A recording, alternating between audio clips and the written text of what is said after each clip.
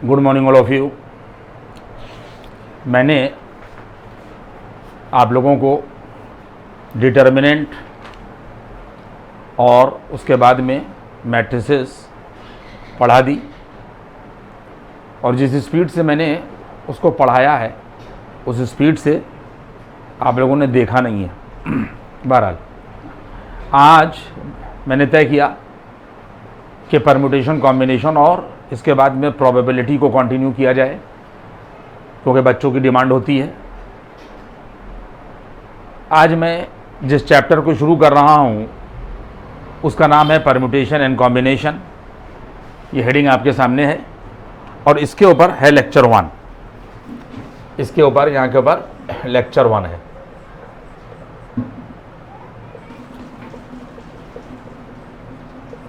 देखिए, बात को आप बहुत इत्मीनान से समझ लें क्योंकि जो चैप्टर है काफ़ी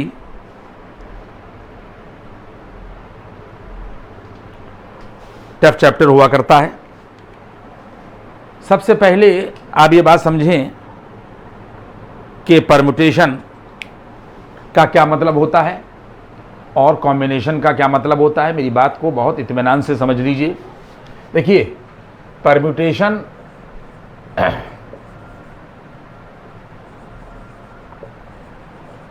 का मतलब होता है, ये देखिए, परम्यूटेशन का मतलब होता है अरेंजमेंट। इजी भाषा में आप बात को समझें। परम्यूटेशन का मतलब होता है अरेंजमेंट और कॉम्बिनेशन का मतलब होता है सिलेक्शन।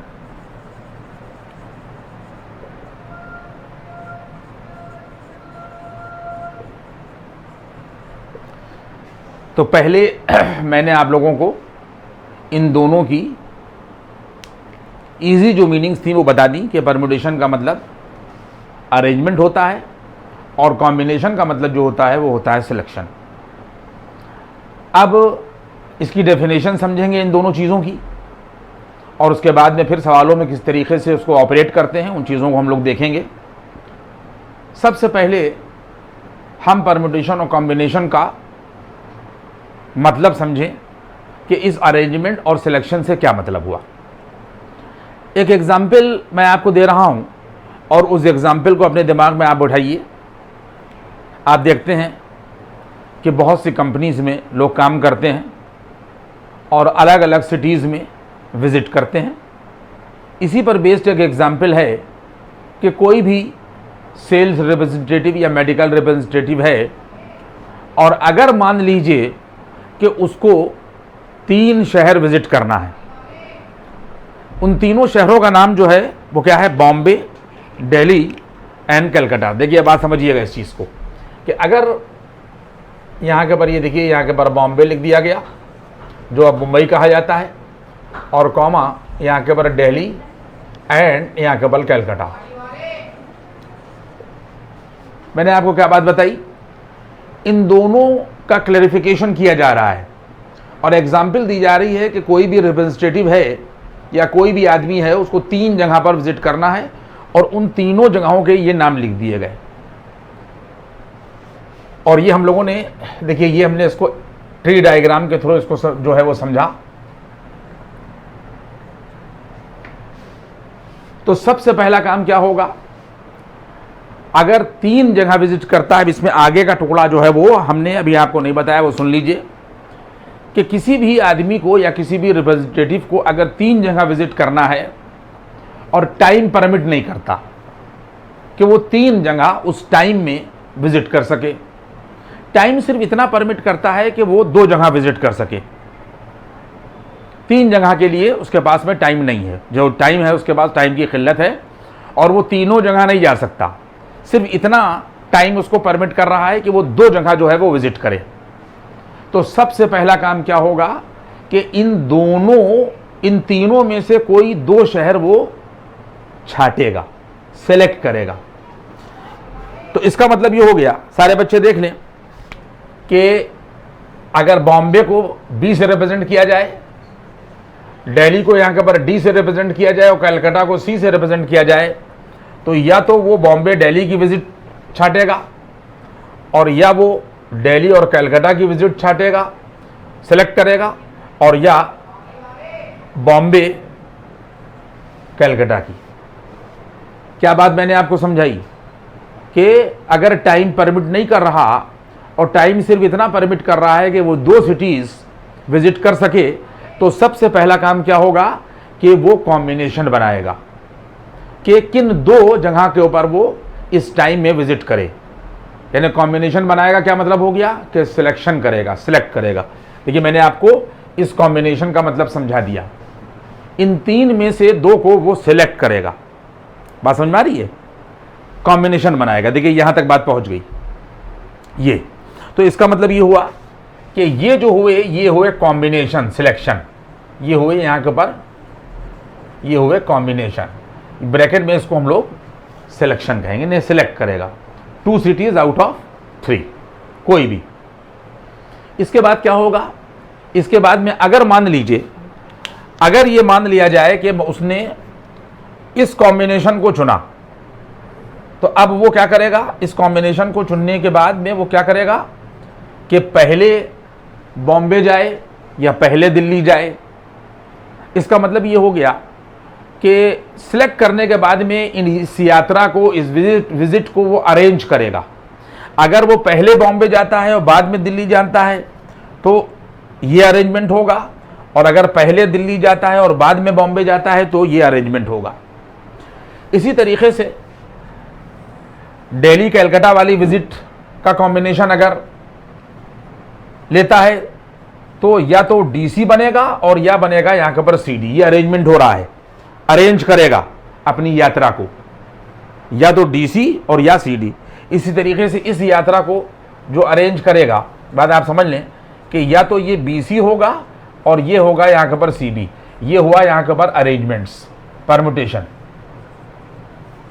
बच्चों समझ लो बात को, ये हुआ यहां के ऊपर परम्यूटेशन।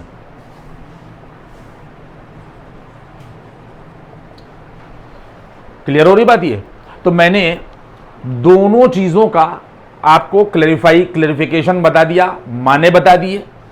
परम्यूटेशन का मतलब अरेंजमेंट होगा, कॉम्बिनेशन का मतलब सिलेक्शन होगा, और इस एग्जाम्पल के थ्रू हमने क्लैरिफाई कर दिया कि कॉम्बिनेशन या सिलेक्शन क्या चीज होगी और अरेंजमेंट क्या चीज होगी। देखिए यहां पर 1, 2 और 2 4 और 2 6 यहां के ऊपर परम्यूटेशन होंगे, 6 अरेंजमेंट्स होंगे। देखिए ये 6 यहां के ऊपर अरेंजमेंट होंगे, बातें आप समझें। और यहां के ऊपर जो कॉम्बिनेशन होंगे बच्चों, वो यहां के ऊपर ये आ जाएंगे, यहां के ऊपर 3। देखिए मैं बार बार चीज़ों को आपको बताता जाऊंगा, हो सकता है कि मैं आपको ज़्यादा लिखाऊं ना इसके अंदर। कॉम्बिनेशन में और परम्यूटेशन में एक बहुत ख़ास फ़र्क ये होता है कि इसमें ऑर्डर माने रखता है।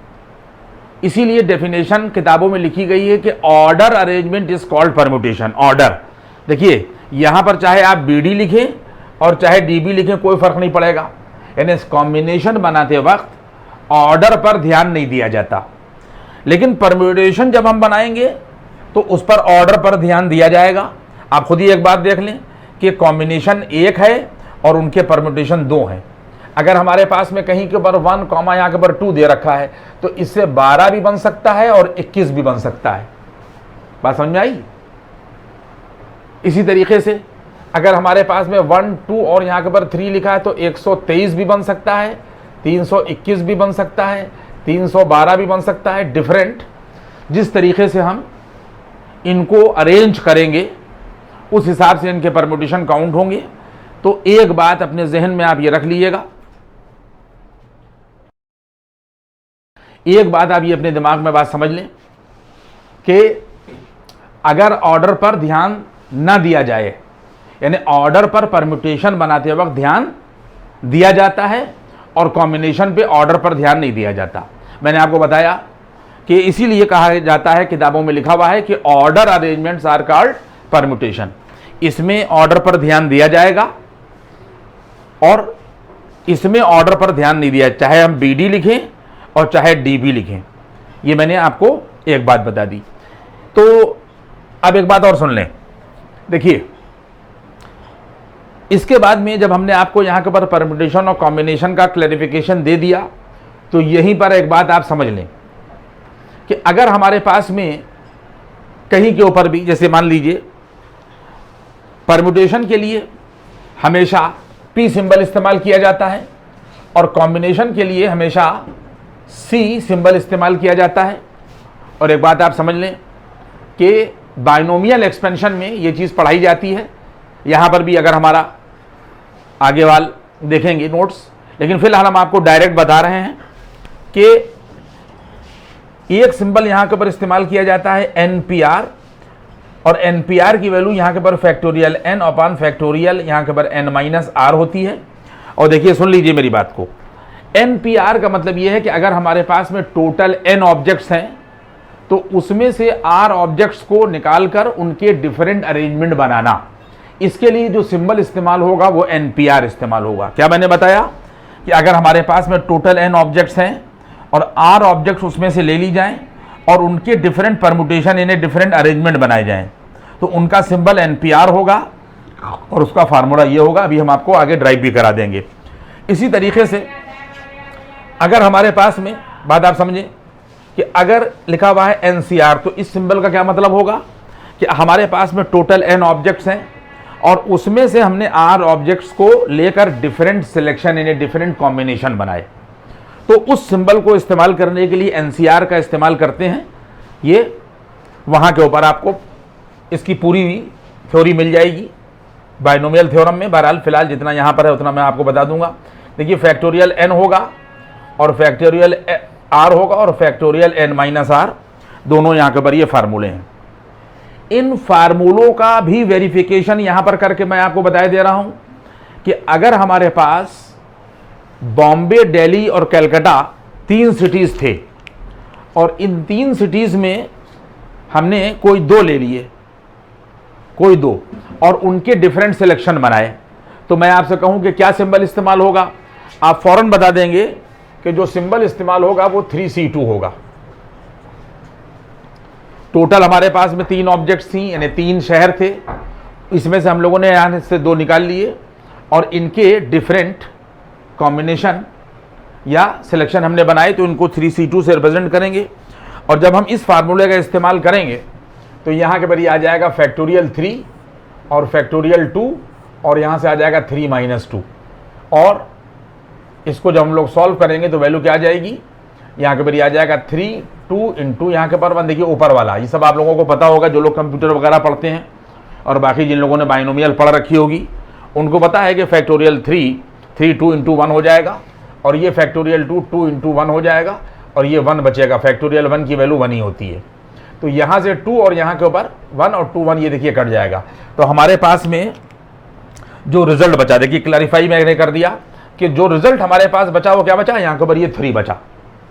इसका क्या मतलब हुआ, इसका मतलब ये हुआ कि अगर हमारे पास में 3 यहाँ के ऊपर सिटीज़ हैं और कोई 2 लेकर अगर डिफरेंट सिलेक्शन या डिफरेंट कॉम्बिनेशन बनाएं तो रिजल्ट क्या आना चाहिए, 3 आना चाहिए।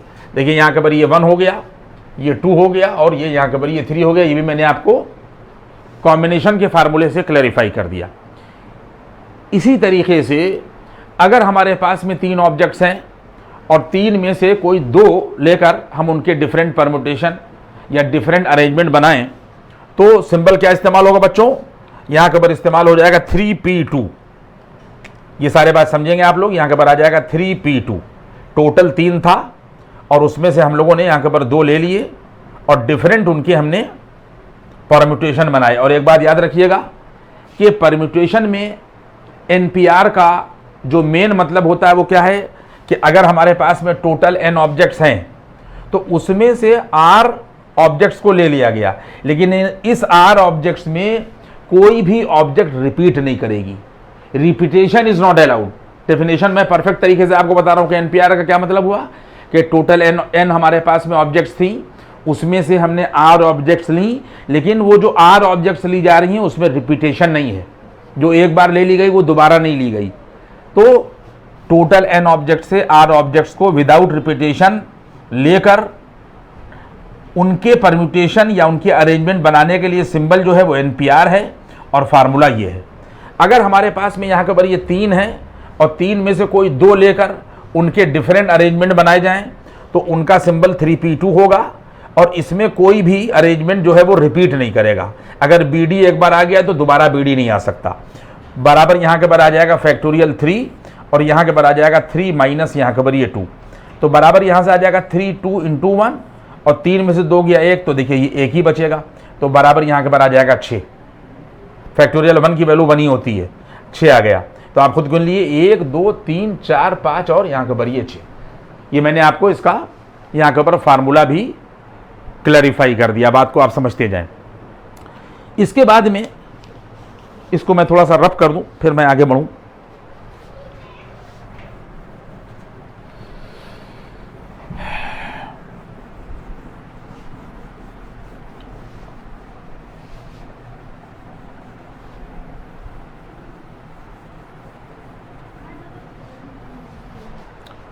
देखें,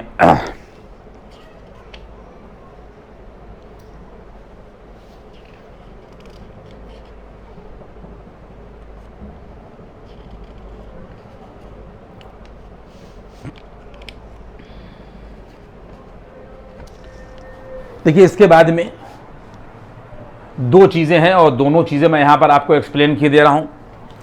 एक है यहाँ के ऊपर, देखिए रेड पेन हमारा बहुत हल्का चल रहा है, ये परम्यूटेशन लिखा हुआ है एंड कॉम्बिनेशन, ये लेक्चर 1 लिखा हुआ है। इसके बाद में यहाँ के ऊपर हेडिंग है fundamental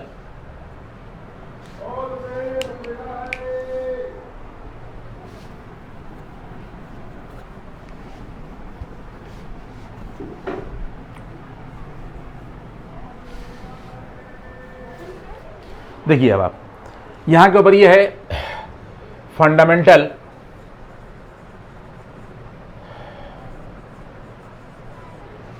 principle of counting, principle of counting, और इसको हम लोग मल्टीप्लिकेशन प्रिंसिपल भी कहते हैं।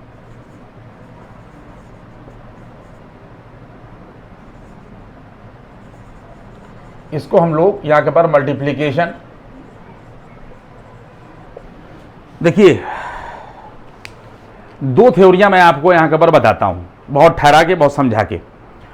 Fundamental principle of counting example के थ्रू इसको भी हम लोग समझेंगे, और इसके बाद में फिर दूसरी बात जो है वो भी एग्जाम्पल के थ्रू हम लोग समझेंगे। इसी को हम लोग यहां के ऊपर मल्टीप्लिकेशन प्रिंसिपल भी कहते हैं। अब इसके ऊपर पहले आप लोग यहां के ऊपर एग्जाम्पल नोट कर लीजिए और उस एग्जाम्पल के थ्रू हम लोग यहां के ऊपर बढ़ेंगे। देखिए एग्जाम्पल क्या है, ये देखिए यहां के ऊपर ये एग्जाम्पल है और इस एग्जाम्पल की लैंग्वेज देखिए, कहता है कि a club consist of 15 boys and 20 girls.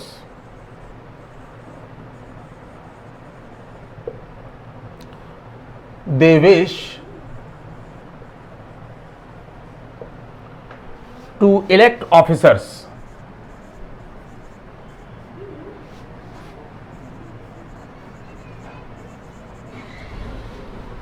consisting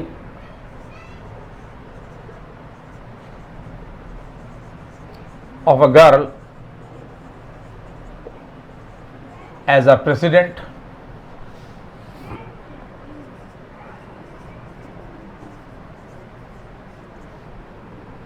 and a boy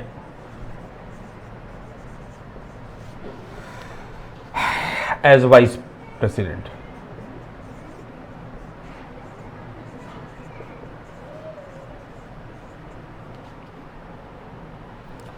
Full stop. They also wish to elect a treasurer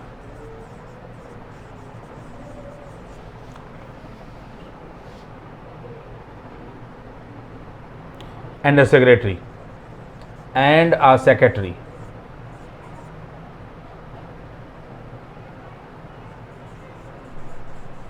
Secretary who may be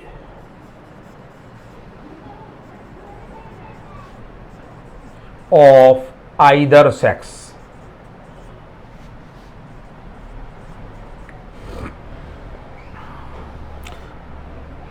How many sets of officers are possible? देखिए बात को आप समझिए। देखिए यहां पर मैं आपको फंडामेंटल प्रिंसिपल ऑफ काउंटिंग या मल्टीप्लिकेशन ऑफ प्रिंसिपल के बारे में बता रहे हैं और इससे दो नतीजे निकलेंगे और वो दोनों नतीजे अलग अलग होंगे और आपको कन्फ्यूजन नहीं होगा। पहले आप इसकी सवाल की लैंग्वेज देख लें। यहाँ पर जो हेडिंग है वो फंडामेंटल प्रिंसिपल ऑफ काउंटिंग है और इसी को हम लोग मल्टीप्लिकेशन प्रिंसिपल कहते हैं। और सवाल की लैंग्वेज ये है कि कोई क्लब है कंसिस्ट जिसके अंदर 15 लड़के हैं और 20 जो हैं वो लड़कियां हैं। तो वो क्या चाहते हैं, उनकी इच्छा है they wish to elect officers.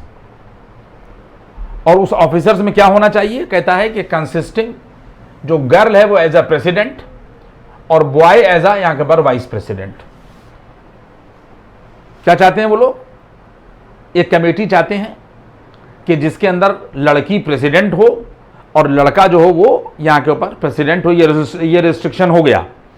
अब ये कहता है कि they also wish to elect, और उसके आगे उसमें कमेटी में वो ट्रेजरर चाहते हैं, खजांची चाहते हैं और उसके बाद में सेक्रेटरी चाहते हैं।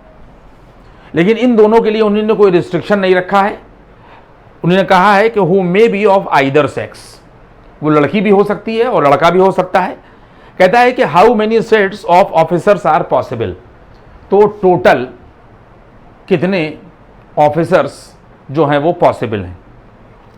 देखिए इसमें सिचुएशन क्या होगी कि हमारे पास में यहाँ के ऊपर 4 पोस्ट हैं। देखिए कितने आसानी से मैं आपको सवालों को हैंडल करवाऊंगा, इस एग्जाम्पल के थ्रू ही आप समझ लें कि अगर हमारे पास में देखिए 4 पोस्टें हैं, सारे बच्चे देख लें।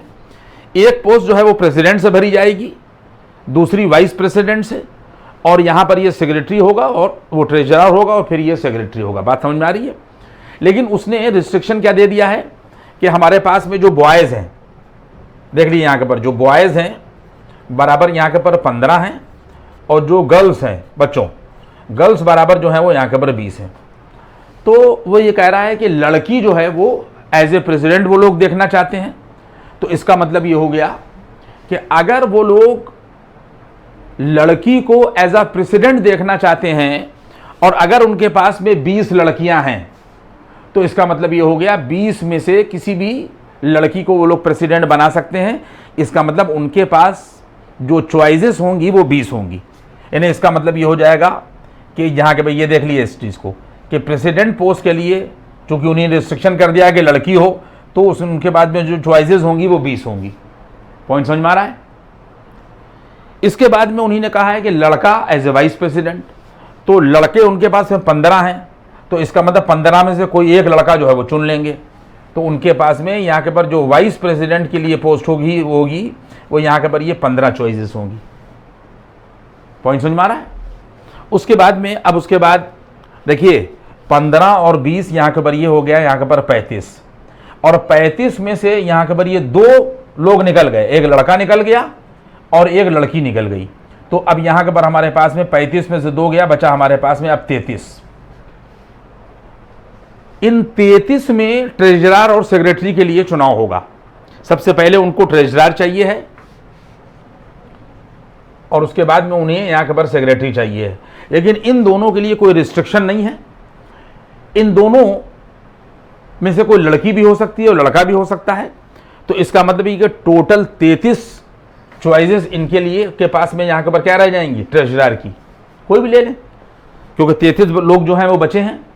और इन 33 में से कोई एक चुन लिया जाएगा, कोई एक चूज कर लिया जाएगा एज ए ट्रेजरर।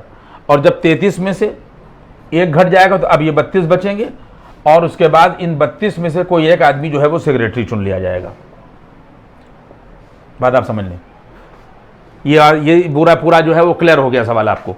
अब इसमें जो बात हम समझाना चाह रहे थे वो आप समझ लें कि मल्टीप्लिकेशन प्रिंसिपल या फंडामेंटल प्रिंसिपल ऑफ काउंटिंग का मोटिव क्या है। जैसे यहां के ऊपर था कि एक कमेटी बनाई जा रही है, तो इसके अंदर अगर खाली प्रेसिडेंट चुन लिया जाए तो वर्क कंप्लीट नहीं होगा। बहुत कायदे से मेरी बात को सुनिएगा। अगर खाली प्रेसिडेंट चुन लिया जाए तो कमेटी फॉर्म नहीं हो सकती। खाली अगर वाइस प्रेसिडेंट और प्रेसिडेंट चुन लिए जाएं तब भी कमेटी फॉर्म नहीं हो सकती। खाली ये 3 चुन लिए जाएं तब भी कमेटी फॉर्म नहीं होगी। यहां से लेकर यहां तक जब तक प्रेसिडेंट, वाइस प्रेसिडेंट, ट्रेजरर और सेक्रेटरी का चुनाव ना हो जाए काम कंप्लीट नहीं होगा। इसका मतलब यह है कि कमेटी बनाने के लिए साइमल्टेनियसली हमको प्रेसिडेंट का चुनाव भी करना पड़ेगा, वाइस प्रेसिडेंट का भी चुनाव करना पड़ेगा, ट्रेजरर का भी करना पड़ेगा, सेक्रेटरी का भी चुनाव करना पड़ेगा, तब काम कंप्लीट हो जाएगा। साइमल्टेनियसली ये भी, फिर ये भी, फिर ये भी और फिर ये भी, और then complete, then the work will be complete. इस तरीके की सिचुएशन कहीं पर अगर आ रही है कि जहां पर किसी भी टास्क को, यानी अगर हमारे पास में कोई भी काम यहाँ के बाद W है, यानी ये वर्क है, ये टास्क है, और इसको कंप्लीट करने के लिए अगर मान लिया जाए कि साइमल्टेनियसली ये M वेज होंगे या M चॉइसेस होंगी, ये N होंगी, फिर ये P होंगी और फिर ये यहाँ के बाद ये Q होंगी, तो उसके बाद में इस वर्क को कंप्लीट करने के लिए, यानी कमेटी बनाने के लिए, बात आप समझ लें, टास्क क्या होगा, काम कब कंप्लीट होगा कि जब पूरी कमेटी फॉर्म हो जाए। तो इसका मतलब ये कि इस पूरे वर्क को साइमल्टेनियसली जब तक के ये और ये सब ना हो, तो इस तरीके की सिचुएशन जहां पर डेवलप हो कि कोई टास्क हो, अगर उसको W से रिप्रेजेंट किया जाए और उसके करने के यहाँ के ऊपर M चॉइसेस यानी M वेज, N वेज, फिर उसके बाद में P वेज और उसके बाद में Q वेज, यानी काम कंप्लीट हो गया। तो इस काम को करने के लिए फंडामेंटल प्रिंसिपल ऑफ काउंटिंग ये कहता है कि M into N into P और इंटू यहाँ के ऊपर Q, और ये इसका आंसर होगा। फंडामेंटल प्रिंसिपल ऑफ काउंटिंग क्या कह रहा है कि जब काम कंप्लीट हो जाए और इस तरीके की सिचुएशन डेवलप हो कि साइमल्टेनियसली 20, 15, 33 और 32 ये साइमल्टेनियसली हो रहा है, कोई भी एक अगर इसमें से कम हो जाए तो इसका मतलब यह है कि वर्क कंप्लीट नहीं होगा। जब इस तरीके की कहीं पर किसी काम को कंप्लीट करने के लिए साइमल्टेनियस इस तरीके की सिचुएशन डेवलप हो तो हम सारे तरीकों को मल्टीप्लाई कर देते हैं। यही है फंडामेंटल प्रिंसिपल ऑफ काउंटिंग कि अगर हमारे पास में कोई टास्क W है और उसको करने के लिए साइमल्टेनियसली M ये डिपेंडेंट है। देखिए ये सिचुएशन आप ये भी समझ लें कि यहां पर ये डिपेंडेंट है। क्या है? डिपेंडेंट। खाली ये हो तो खाली ये और ये हो ना, ये इस पे डिपेंड करेगा, ये इस पे डिपेंड करेगा और ये इस पे डिपेंड करेगा। इस तरीके की सिचुएशन में हम लोग किसी काम को कंप्लीट करने के लिए सारी चॉइसेस को या सारी वेज को हम लोग मल्टीप्लाई कर देते हैं। पॉइंट समझ में आ गया? अब इसके बाद में दूसरी बात हम आपको बताते हैं, क्योंकि बच्चे अक्सर कंफ्यूज होते हैं कि साहब आपने यहाँ के ऊपर जोड़ दिया और यहाँ के ऊपर जो है आपने मल्टीप्लाई कर दिया, तो इन दोनों का जो फ़र्क है वो हम नहीं समझ पा रहे हैं। तो मैंने आपको फ़र्क समझा दिया कि जहाँ पर साइमल्टेनियसली किसी काम को कंप्लीट करने के लिए चॉइसेस का इस्तेमाल किया जा रहा है और सारी चॉइसेस आपस में एक दूसरे पर डिपेंडेंट हैं, इंडिपेंडेंट नहीं है। ऐसा नहीं है कि M हटा दें तो काम हो जाएगा, नहीं। सिचुएशन क्या होगी, ये इस पे डिपेंड करेगा, ये इस पे डिपेंड करेगा और ये इस पे डिपेंड करो, पूरा काम कंप्लीट हो गया। तो हम लोग मल्टीप्लाई करेंगे, ठीक है। साइमल्टेनियसली अकरेंस में हम लोग क्या करेंगे, मल्टीप्लिकेशन प्रिंसिपल का यहाँ के ऊपर इस्तेमाल करेंगे। अब इसके बाद में देखिए आप, देखिए ये कहलाता है मल्टीप्लिकेशन प्रिंसिपल या फंडामेंटल प्रिंसिपल ऑफ काउंटिंग। इसके बाद में जो मैं आप लोगों को पढ़ाने जा रहा हूँ अगला, और जिसमें बच्चे मैंने अक्सर देखा है क्लास में भी कंफ्यूज होते हैं कि साहब आपने यहाँ के ऊपर मल्टीप्लाई कर दिया और यहाँ के ऊपर जोड़ दिया। देखिए जब तक कि हमारा बोर्ड जो है वो सूख रहा है, बात को आप समझ लें। डिपेंडेंट और इंडिपेंडेंट में बात आप समझें। अगर कहीं पर कोई चीज़ कंप्लीट हो रही है साइमल्टेनियसली वेज को अप्लाई करके, तो सब आपस में एक दूसरे पर डिपेंडेंट होंगे। बात समझ में आ रही है? तो हम लोग मल्टीप्लाई कर देंगे। लेकिन अगर कहीं पर किसी वर्क को कंप्लीट करने के लिए जो भी चॉइसेस या जो भी वेज हैं, अगर वो एक दूसरे पर डिपेंड नहीं कर रहे हैं, इंडिपेंडेंट हैं, तो हम लोग हमेशा उन वेज को जोड़ेंगे। यानी अगर हमारे पास में कहीं पर कोई वर्क जो है वो W है और उसके करने के अलग अलग चॉइसेस MNP वगैरह वगैरह हैं और सब आपस में एक दूसरे पर डिपेंड नहीं कर रहे हैं, इंडिपेंडेंट हैं, उस पर भी मैं आपको अभी एग्जांपल बताऊंगा, तो फिर उन सारे तरीकों को हम लोग जोड़ेंगे। देखिए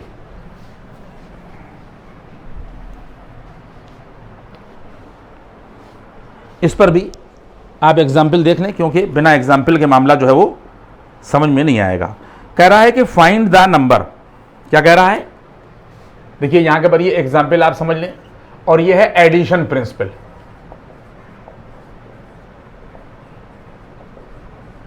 ये यहां के पर एडिशन प्रिंसिपल है।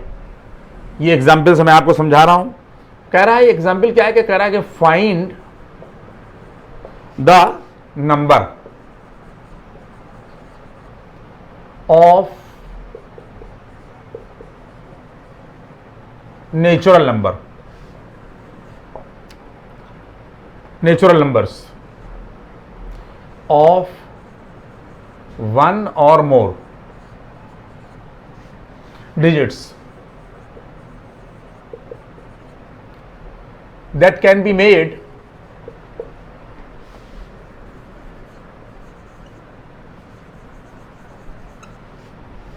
with the digits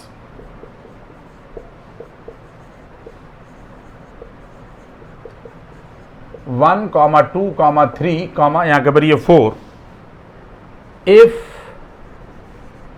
the digits cannot be repeated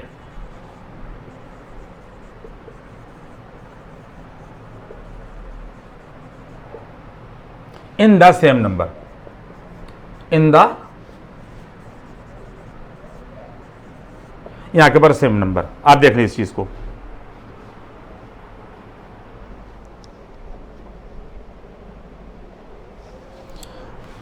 देखिए आपके पास में यहां के पर पहले आप ये समझ लें, ये एडिशन प्रिंसिपल है। एग्जाम्पल क्या कह रहा है कि फाइंड द नंबर ऑफ, वो नंबर का जो संख्या है वो किसकी होना चाहिए, उसमें क्या होना चाहिए, ऑफ नेचुरल नंबर्स। नेचुरल आप जानते हैं कि 1 से शुरू होता है, फिर 2, 3 और आगे बढ़ता जाता है। उसके बाद में कह रहा है कि ऑफ 1 or more। देखिए 1 और more का मतलब ये हो गया digits that can be made with the digits, यहां के पर 1, 2, 3, 4, यहां के पर 4 गिनतियां हैं। तो कह रहा है कि 1 or more, 1 or more का मतलब यह है कि इसमें 1 डिजिट का नंबर भी होगा, 2 डिजिट के भी नंबर होंगे, क्योंकि 4 है ना हमारे पास में। तो 1 और मोर का क्या कह रहा है कि 1 तो होएगा। इसका मतलब ये कि कितने पॉसिबल बन सकते हैं, 2 डिजिट का नंबर भी बन सकता है, 3 डिजिट का नंबर भी बन सकता है, और सिर्फ आखिर में 4 डिजिट का नंबर भी बन सकता है। क्यों? क्योंकि हमारे पास में 4 नंबर जो है वो मौजूद हैं नेचुरल नंबर के सेट से। If the digits can not be repeated in the same number, और कह रहा है कि जब एक नंबर वाला आप बनाएं तो इसका मतलब यह है कि कोई भी डिजिट उसके अंदर रिपीट ना करे। देखिए इसके दोनों 2 तरीके मैं आपको बता दूं, और दोनों तरीके मैं आपको बता दूंगा।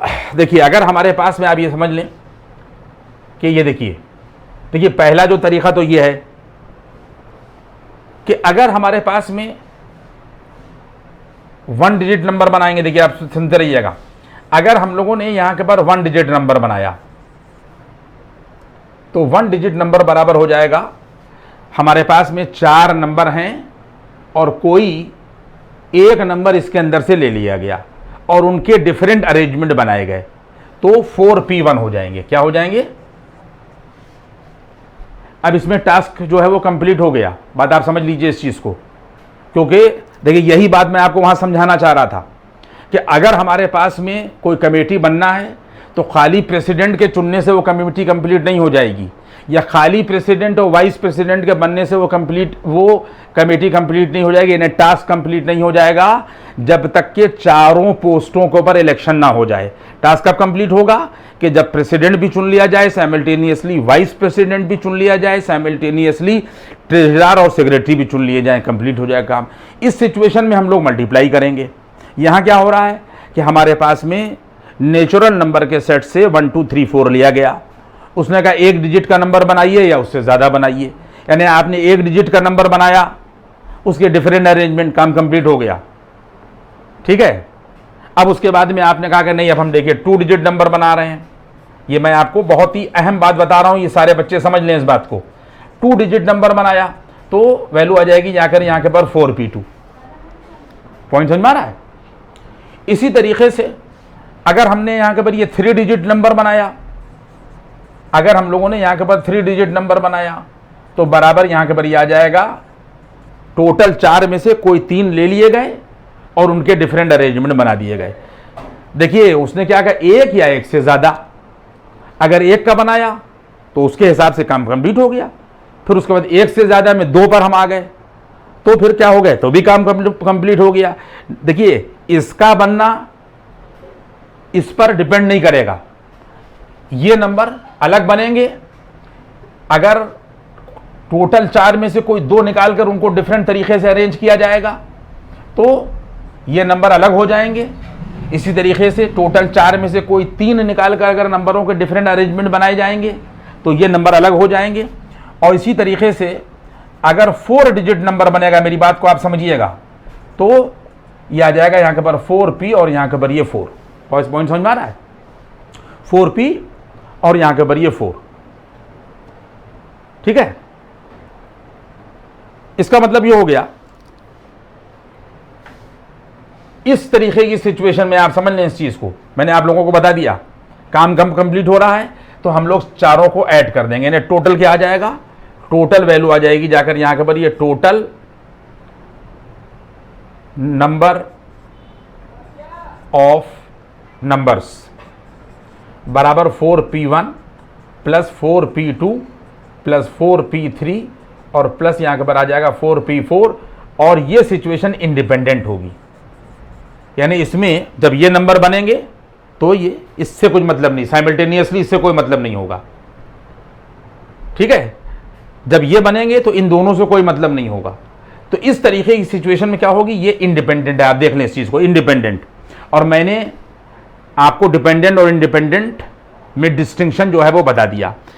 यहां पर जोड़ा जाएगा, इसका मतलब ये हो गया कि एडिशन प्रिंसिपल क्या कह रहा है कि अगर हमारे पास में कोई भी यहां के पर वर्क W है और उसको करने के लिए m वेज और उसके बाद में n वेज और मान लिए p वेज और आगे भी वेज हैं, और उसके बाद में ये सब क्या है, इंडिपेंडेंट है। क्या है, इंडिपेंडेंट। तो इन सब को हम लोग यहां के पर जोड़ देंगे। तो मैंने आप लोगों को ये बात बता दी, बात आप समझ लें इस चीज को कि क्या सिचुएशन मल्टीप्लिकेशन की होगी और क्या सिचुएशन जो है वो एडिशन की होगी। दोनों में आपको मैंने फर्क जो है वो यहां के ऊपर बता दिया। इसके बाद में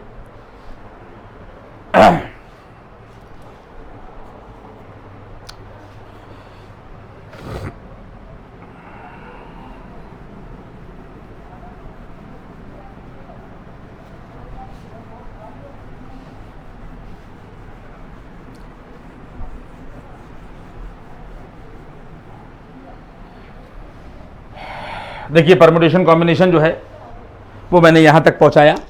अब इसके बाद में बातों को आप समझते जाएं।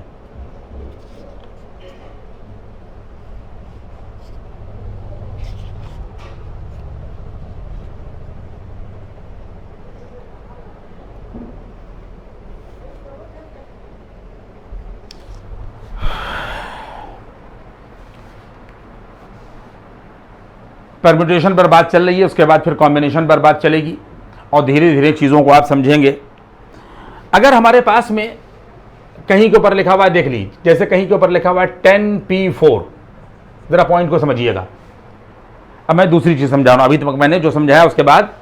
अगर मान लिए कहीं पर हमारे पास में लिखा हुआ 10p4, तो 10p4 का हमेशा मतलब ये होगा, ये मैं आपको प्रैक्टिकली बताए दे रहा हूं कि पहले 10 लिखा जाएगा और उसके बाद में फिर यहां के ऊपर लिख दिया जाएगा 10 - 1, फिर उसके बाद में लिखा जाएगा 10 - 2 और फिर लिखा जाएगा 10 माइनस और उसके बाद में यहां के ऊपर ये 3।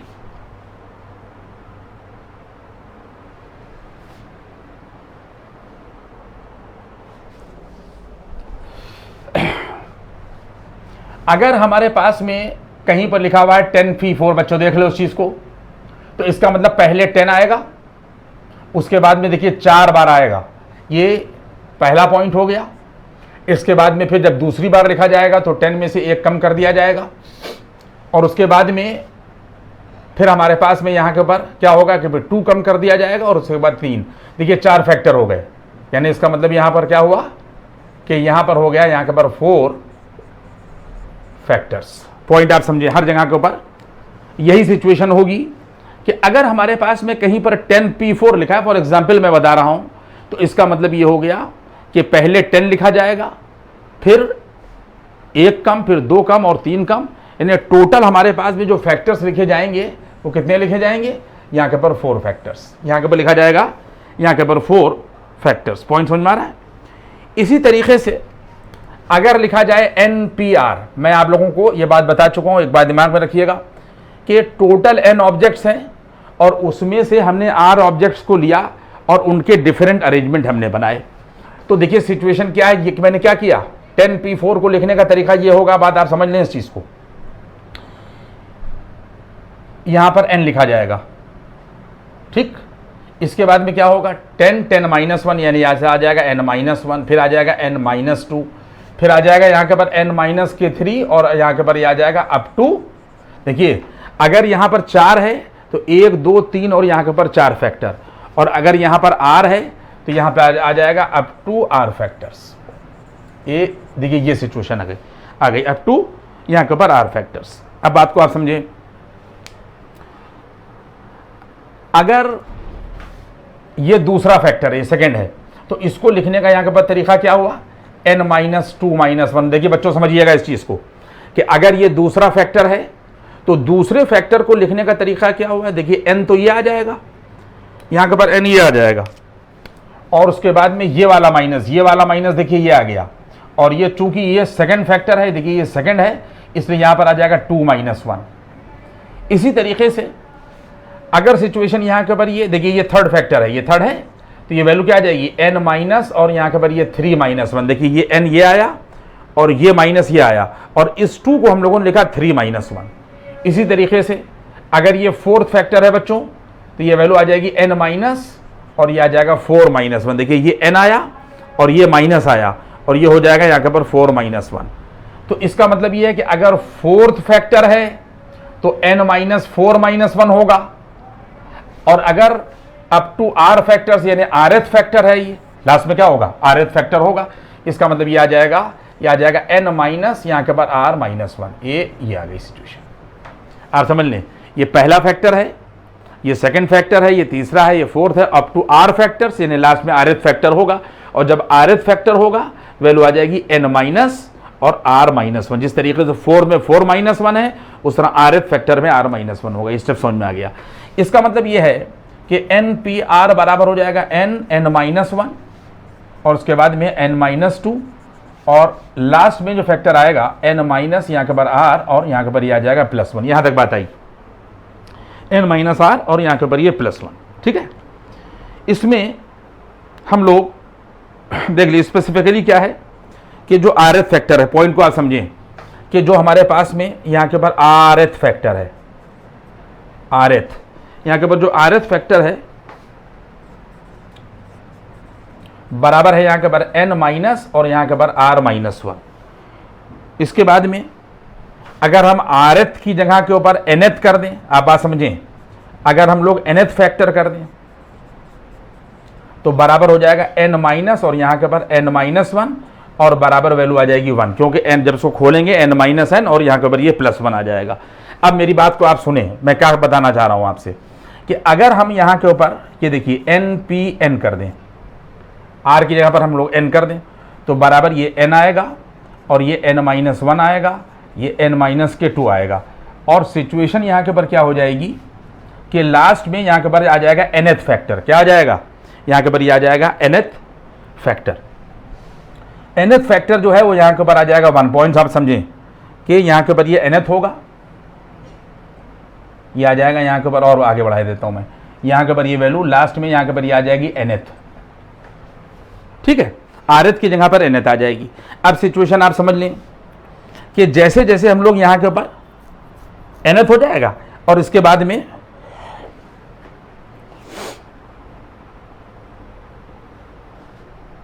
देख लीजिए सिचुएशन यहाँ के ऊपर ये आ जाएगी, यहाँ के ऊपर nth। ठीक है, और उसके बाद में हम लोग इसको कैसे लिख सकते हैं? यहाँ पर लिख सकते हैं, देखिए npn पॉइंट आप समझते जाइएगा। यहाँ के पर npn लिखेंगे और यहाँ पर n लिखेंगे। ये n-1 किया, n माइनस हम लोगों ने यहाँ के पर ये 2 किया, और लास्ट में nth फैक्टर हम लोगों ने 1 निकाला बच्चों। तो ये हम लोगों ने यहाँ के पर ये देखिए 1 लिख दिया। पॉइंट आप समझते जाइएगा। अब एक बात आप समझ लें कि अगर आप ऐसे बढ़ें, जैसे n ले लिया आपने, n माइनस, जैसे अगर आपने कहीं भी लिखा यहाँ के पर 4 3 2 इस तरीके से लिखा, तो इसका मतलब क्या हो रहा है? 4 लिखा हुआ है तो 4 से 1 यहाँ के ऊपर कम हो गया। अगर 3 लिखा हुआ है तो 3 से 1 यहाँ के ऊपर ये कम हो गया। तो ये किस तरीके का लॉ फॉलो हो रहा है? ये नेचुरल नंबर के सिचुएशन जो है वो फॉलो हो रही है। आप देखें, अगर हमारे पास में यहाँ पे लिखा हुआ npn, तो npn बराबर क्या हो गया? n-1 n-2 और लास्ट में क्या आ रहा है यहाँ के ऊपर 1। तो अब आप यहाँ के ऊपर कंक्लूजन समझ लें कि npn जो है, ये जो npn लिखा हुआ है npn, ये देखिए ये चीज यहां के ऊपर ये लिखी गई, इसको हम लोग मैथमेटिक्स में फैक्टोरियल n से रिप्रेजेंट करते हैं। किससे रिप्रेजेंट करते हैं? फैक्टोरियल। देखिए ये फैक्टोरियल का साइन होता है, ये होता है npn जो है ये हमेशा फैक्टोरियल n से रिप्रेजेंट किया जाता है। और इसकी वैल्यू बच्चों यहां के ऊपर हमारे पास में क्या होती है? यहां के ऊपर ये आ जाती है, यहां के ऊपर n, फिर उसके बाद में यहाँ के ऊपर n-1, यहाँ के ऊपर आ जाएगा n-2, और देखिए हम लोग यूँ बढ़ेंगे। अब एक बात आप समझें, अगर यहाँ के ऊपर 1 लिखा हुआ है, ये क्या लिखा हुआ है? यहाँ के ऊपर लिखा है 1, तो आप खुद देख लें कि अगर हम यहाँ से यूँ चल रहे हैं, n से n-1 जाएँ तो 1 कम हो जाएगा, n-1 से n-2 जाएँ तो और 1 कम हो जाएगा। लेकिन अगर हम n-2 से n-1 आएंगे, तो अगर हम यहाँ से यहाँ पर आएंगे तो 1 बढ़ेगा, n-1 से n की तरफ आएंगे तो 1 बढ़ेगा। तो इसी तरीके से अगर यहाँ पर 1 है तो इस सीक्वेंस का नेचर क्या हो जाएगा? 1 बढ़ेगा। जब हम इधर आएंगे ये 2 हो जाएगा, फिर उसके बाद में क्या हो जाएगा? 3 हो जाएगा, और इस तरीके से ये चीज़ बढ़ती जाएगी। देखिए आपने जो इस सीक्वेंस का नेचर था वो मैंने नेचर आपको बता दिया कि अगर n-2 से n-1 आएंगे तो 1 बढ़ेगा। तो अगर 1 से आप इधर आएंगे तो 1 बढ़ेगा, 2 हो जाएगा, फिर 1 बढ़ेगा तो 3 हो जाएगा। तो अब सिचुएशन क्या ना समझ में आई? देखिए मैं आपको बॉक्स में यहाँ पर करके दिखाई दे रहा हूँ। इसका मतलब ये हो गया कि अगर हमारे पास में कहीं पर npn लिखा हुआ है तो ये फैक्टोरियल n के बराबर होगा बच्चों, ये याद रखिएगा। npn जो है वो फैक्टोरियल n के बराबर होगा, और फैक्टोरियल n की वैल्यू हमेशा क्या हो जाएगी? यहाँ से वैल्यू आ जाएगी यहाँ के ऊपर 1 2 3 और अप टू यहाँ के ऊपर। देखिए बेसिक क्या हो गया कि चीज़ 1 से शुरू हो रही है और 1 के बाद में 2 आ रही, पलट दिया खाली सीरीज को मैंने, 1 हो गई, फिर उसके बाद में 2 हो गई, फिर 3 हो गई, और इस तरीके से हम लोग बढ़ते गए। कहाँ पर ख़त्म हुई? n पर। तो इसका मतलब ये हो जाएगा कि हमेशा npn जो है वो फैक्टोरियल n के बराबर होता है। और इसकी डेफिनेशन क्या होती है कि product of all natural number from 1 to n। ये देख लें, बात आप समझ लें और नेचर समझ लें कि product of all natural number from 1 to n। इसका मतलब ये हो गया कि फैक्टोरियल n का क्लैरिफिकेशन हो गया कि सारे नंबर 1 से लगाकर और n तक, यानी जो भी इसके अंदर लिखा हुआ हो, अगर हम 1 से शुरू होंगे तो कहां पर जाएंगे? यहां तक जाएंगे। तो वो किसको रिप्रेजेंट करेगा? फैक्टोरियल n को। ये तो मैंने आप लोगों को फैक्टोरियल n का कॉन्सेप्ट बताया। अब इसमें बात को आप समझें आगे।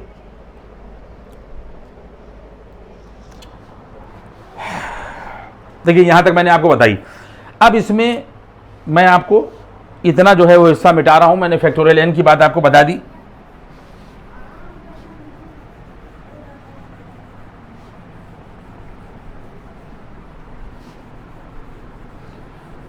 कि हमेशा फैक्टोरियल n की डेफिनेशन क्या होगी कि product of all natural number from 1 to, और जो फैक्टोरियल के अंदर होगा वहां तक हम लोग यहां कब जाएंगे। अब सुने मेरी बात को, अगर हमारे पास में ये देखिए ये NPR लिखा हुआ है, तो ये हम लोगों ने फिर यहीं से शुरू किया कि सिंस NPR बराबर यहाँ के ऊपर देश, देखिए ये NPR होगा, ये n और यहाँ के ऊपर n-1, यहाँ के ऊपर n-2, और यहाँ पर n-r और यहाँ के ऊपर ये +1 हुआ। बच्चों हम लोगों ने क्या किया कि ये लाइन खींच दी। अब हमको ये बताओ, हम लोगों ने n-r ये ले लिया गया, सामने की बात है। जब हम इधर बढ़ेंगे तो वैल्यू क्या हो जाएगी, जिस तरीके से हम n से n-1 आ रहे हैं तो एक एक जैसे जैसे जाएंगे कम होगा। अगर हम n-r+1 से आगे जाएं तो n-r +1 और -1 एक कम हो जाएगा, तो वो 1 और ये 1 कट जाएगा, तो क्या बचेगा n-r। और ये हम लोगों ने यहाँ के बाद 3, 2 और इंटू 1 से मल्टीप्लाई, देखिए, और इसके बाद में यहाँ पर भी हम लोगों ने 1, 2 और यहाँ के पर ये 3 और अप टू n-r से हम लोगों ने मल्टीप्लाई कर दिया। सारे बच्चे मेरी बात को समझ गए होंगे कि चूंकि NPR की वैल्यू यहाँ से लगाकर और यहाँ तक तो होती है, सिर्फ इतने पोर्शन से हमने ऊपर और नीचे जो है वो मल्टीप्लाई कर दिया। ये स्टेप सबकी समझ में आ गया। जब हमने ऊपर और नीचे इससे मल्टीप्लाई कर दिया तो अब आप कॉन्सेप्ट लगाएं। अभी अभी मैंने आपको बताया कि कोई चीज अगर 1 से शुरू हो और n पर खत्म हो जाए, यानी एक हिस्सा n पर हो और बीच को छोड़ दिए, बीच से कोई मतलब नहीं है। यहां पर भी मैंने आप लोगों को बता दिया था कि बीच से कोई मतलब नहीं है। एक हिस्सा यहां पर n पर है और 1 पर, और नेचर क्या है कि जब जैसे जैसे हम इधर जा रहे हैं वैसे वैसे एक एक बढ़ता जा रहा है। कहीं पर भी आप देख लें एक एक बढ़ता जा रहा है। तो इसका मतलब ये हो जाएगा कि NPR, बच्चों देखो यहां के पर वैल्यू क्या हो जाएगी, यहां के पर वैल्यू क्या हो जाएगी, ये हो जाएगा यहां के पर n और उसके बाद में यहां के पर PR बराबर, देखिए NPR ये लिखा गया, और ऊपर वाल वैल्यू फैक्टोरियल n हो जाएगी। मैंने आपसे क्या बात बताई कि एक हिस्से पर और दूसरा एंड 1, और नेचर वही है। तो इसका मतलब ये है कि ये रिप्रेजेंट कर रहा है product of all natural number from 1 to, यहां पर n, ये देखिए फैक्टोरियल n हो गया, और product of all natural number from 1 to n-r, तो ये आ जाएगा यहां के ऊपर n माइनस यहां के ऊपर r। पॉइंट समझ में आ गया। ये मैंने NPR का आपको डेरिवेशन भी करके यहां के ऊपर दिखा दिया, और मैंने आपको बता दिया कि NPR का मतलब होता है कि ordered arrangement are called permutation, और हमेशा वैल्यू क्या होती है कि यहां के ऊपर दिमाग में रखिएगा अपने कि R जो है वो हमेशा less than R equal to n होता है, यानी R की वैल्यू या तो इसके बराबर हो सकती है और या इससे कम हो सकती है। और अगर इस रूलिंग को ओबे नहीं किया तो क्या होगा, अब हम इसके भी डिस्कस करते हैं। देखिए ये आ गया मामला। अब इसके बाद देखिएगा,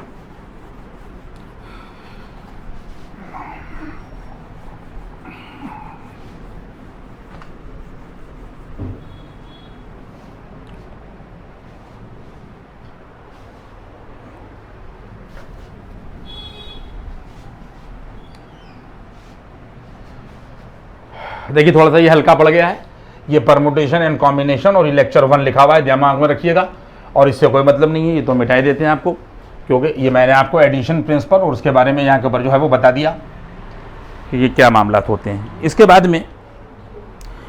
में यहाँ के ऊपर एक पॉइंट और आप समझ लें कि वैल्यू, आप जल्दी से समझे बात, यहाँ के ऊपर वैल्यू और मीनिंग ऑफ फैक्टोरियल 0, पॉइंट आप जल्दी से समझ जाए। मीनिंग फैक्टोरियल 0 का यहां के ऊपर क्या मतलब है। देखिए सिचुएशन ये है कि NPR बराबर NP, n बराबर यहां के ऊपर फैक्टोरियल n होगा और फैक्टोरियल n-n होगा। बच्चों इसका मतलब समझिए, तो यहां के ऊपर ये आ जाएगा NPN और बराबर फैक्टोरियल n होगा, और यहां के ऊपर आ जाएगा फैक्टोरियल 0। पॉइंट समझ में आया। NPR में अगर हम लोग r बराबर n रख दें तो ये फार्मूला बनेगा और ये सिचुएशन यहाँ के ऊपर आ जाएगी। देखिए आप बात समझ लीजिए कि हम आपको NPN की वैल्यू, पीछे अभी इसके पहले का बोर्ड आप देखिएगा, ये फैक्टोरियल n के बराबर होगा, यानी ये जो NPN है किसके बराबर होगा, फैक्टोरियल n के बराबर आ जाएगा, फैक्टोरियल n और अपान फैक्टोरियल 0। अब इसके बाद में क्रॉस मल्टीप्लाई करिए तो फैक्टोरियल n इंटू फैक्टोरियल 0 बराबर फैक्टोरियल n होगा, क्रॉस कर दिया गया तो इसका मतलब फैक्टोरियल 0 बराबर फैक्टोरियल n होगा, और अपान फैक्टोरियल एन होगा, इसके नीचे ही आ जाएगा। इसका मतलब इम्प्लाइज दैट यहाँ से मैंने आपको क्लियर कर दिया कि फैक्टोरियल 0 की वैल्यू 1 होगी। ये पॉइंट क्लियर हो गया आपको कि फैक्टोरियल 0 की वैल्यू क्यों 1 होगी, बच्चों को कंफ्यूजन नहीं होना चाहिए, आ गया। अब इसके बाद में फिर आप बात समझें, मीनिंग ऑफ, यहां पर अब ये meaning of 1 upon factorial minus, अगर कहीं पर ये देखिए ये है, इसकी मैं ये हेडिंग देख लें आप लोग। हम लोग 1 अपान फैक्टोरियल में अगर कोई चीज नेगेटिव आई जाती है तो इसका क्या मतलब होता है, ये आखिरी चीज आज की आप देख लें और इसके बाद में फिर आगे का वीडियो इसके बाद कंप्लीट करेंगे। देखिए एनपीआर में आपने देखा, पहला स्टेप देखें कि एनपीआर जो है एन, यहां के पर n-1, n-2 और ये लास्ट में क्या हो जाता है n-r और यहां के पर ये आ जाता है +1। आप लोगों ने इस बात को यहां के पर गौर किया। इसके बाद में अगर हम n की जगह पर 0 कर दें, पॉइंट समझिएगा, अगर हम n की जगह पर 0 कर दें तो 0 PR कितना हो जाएगा, बराबर यहां के पर ये आ जाएगा n की जगह पर देखिए 0, यहां पर 0-1 होगा, यहां के पर 0-2 होगा और ये चीज इस तरीके से बढ़ती चली जाएगी।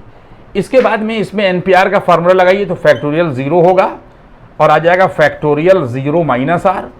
और देखिए अगर 0 के मल्टीपल में बहुत सी चीजें लिखी हैं तो ये किसके बराबर हो गया, यहां के पर ये आ गया 0, क्योंकि 0 के मल्टीपल में जितनी भी चीजें हैं मल्टीप्लाई करने के बाद रिजल्ट जो है वो 0 दे देंगे। इसका मतलब ये हो गया फैक्टोरियल 0 की वैल्यू 1 हो जाएगी और 0-r क्या हो जाएगा बच्चों, यहां के पर आ जाएगा ये और बराबर रिजल्ट आ जाएगा यहां के पर 0। यही मैंने आप लोगों को समझाया कि अगर कहीं पर भी 1 अपान फैक्टोरियल में -r आ जाए तो इसका मतलब ये है कि रिजल्ट क्या हो जाएगा, यहां के पर इसको 0। यहां तक मैंने आप लोगों को आज जो है वो पढ़ा दिया और इसके बाद जो क्लिप है वो दूसरे लेक्चर में अब कवर होगा परम्यूटेशन कॉम्बिनेशन का। Thank you.